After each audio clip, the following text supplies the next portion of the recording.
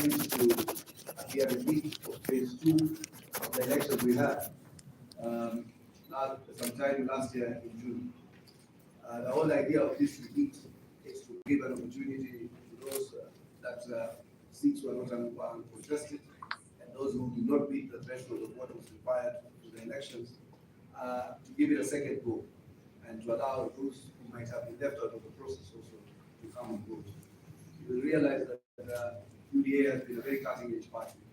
It has held very fair nominations for all electoral processes that we have had, and from those free and fair election processes, the UDA party has been able to produce the best candidates, and most of the those who were put through that contest were elected fairly and freely in their respective seats, and we have had very few appeals or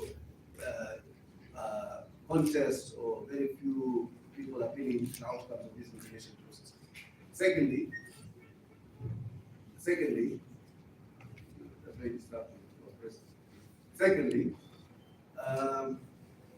we wanted to also demonstrate that this party is building its grassroots base.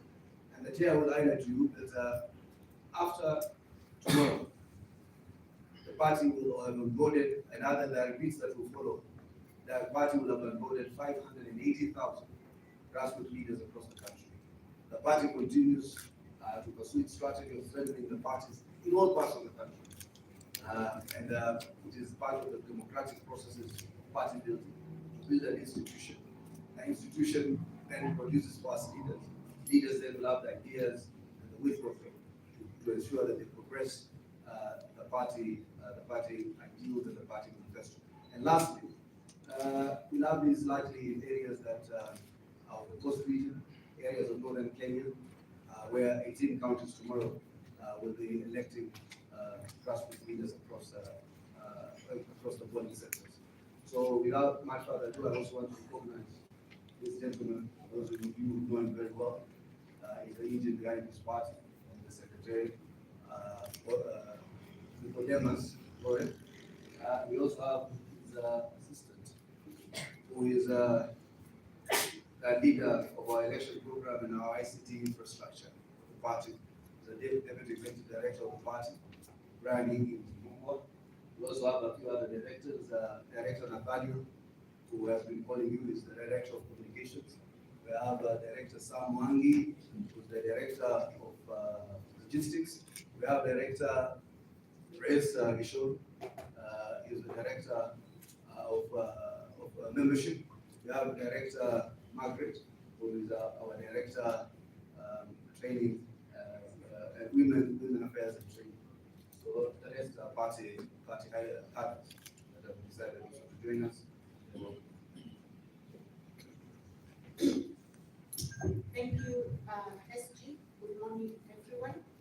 I'm going to take us through our media briefing today on the repeat phase 2 grassroots elections scheduled for Thursday, tomorrow, the 26th of April, 2026. UDA party is scheduled to conduct repeat phase 2 grassroots elections tomorrow, Thursday, 26th April 2026. The election will take place in the following 18 counties: Kisii, Siaya, Migori, Bungoma, Makueni, Kisumu, Machakos, Kitui, Isiolo, Marsabit, Taita Taveta, Lamu, Tana River, Kilifi, Kwale, Mombasa, and Turkana, while Kajiado County will conduct elections on Saturday, the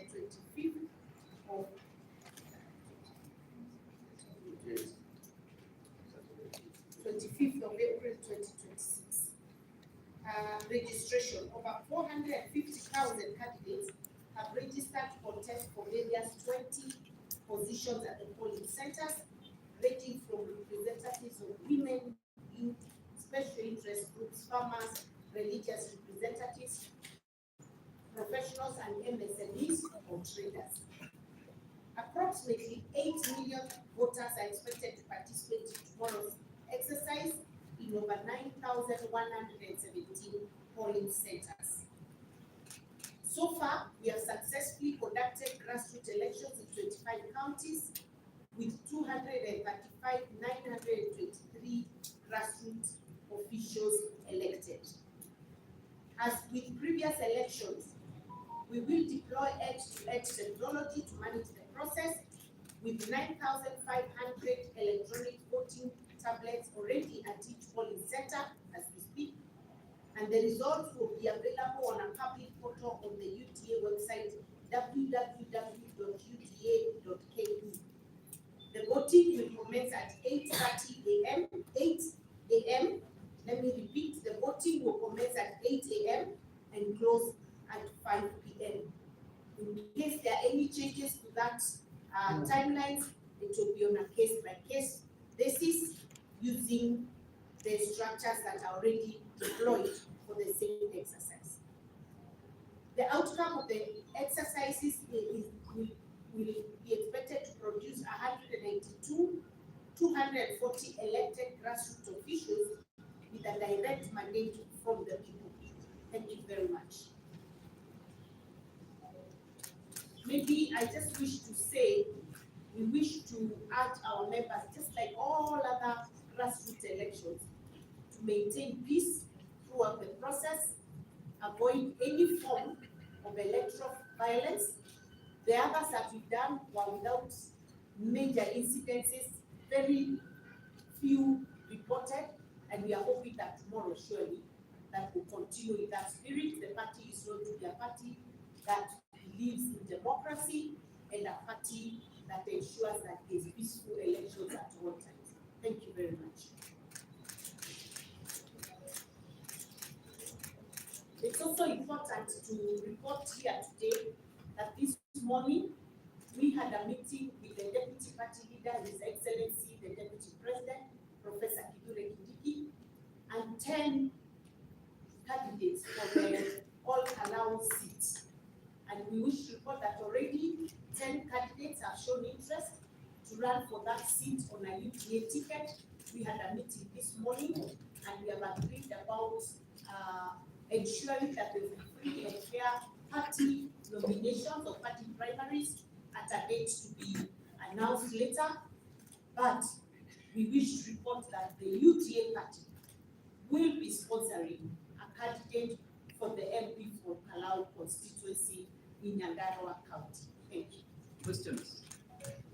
My name is Ndumi from Daily Nation. We've talked about the election and the need to strengthen the party, and we now understand there are some accusations from your coalition partners within the broad base that you should not field candidates in their strongholds. Wanted to know the party position on the issue of especially zoning accusations which are coming from your partners.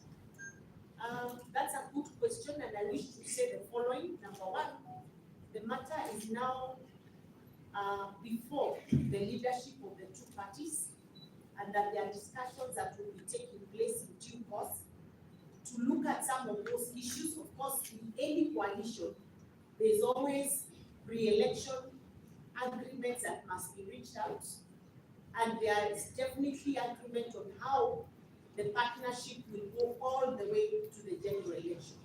Now, that is a matter that has not yet been properly prosecuted before the party structures on both sides, and so in the coming days, you're going to see that this conversation is going to take shape, and there will be a lot of cross-party conversations around it, and the same will be communicated once clear decisions are made on the same issues. Whatever issues that emerge in the coalition will definitely be looked at, and we'll come back to you with the final and official position on it. For now, we treat whatever accusations that are there as people coming up with their own positions, but the two parties will definitely have to come up with a decision either way, and that will be communicated in due course.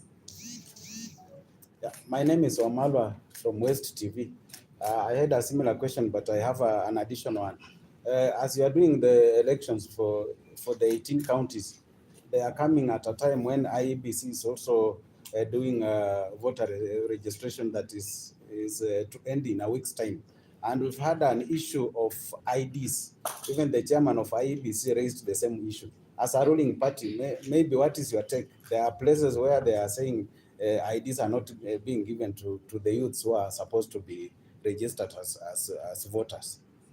I think that's a matter that would concern all political players at the moment, including the UDA party.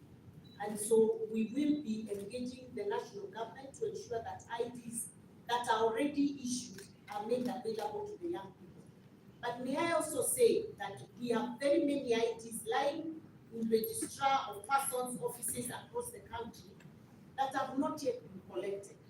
So even as we insist on other young people to be registered, we also want to urge those that are already registered and IDs are lying idle in the offices that they should collect them.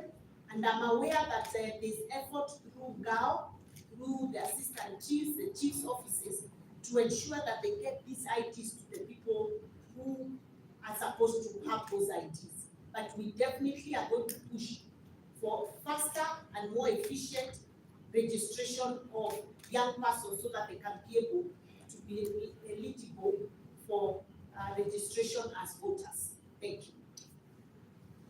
I'm Juliet Omelo from UTN. Members of the ODM party have expressed their discomfort with the SG's position holding, Mr. Hassan holding that position as the SG, and they are demanding for the rejection. From where you sit, do you think that ODM has a right to make such demand? Well, I'm not aware of any such demand because we have not received any official communication from the ODM party.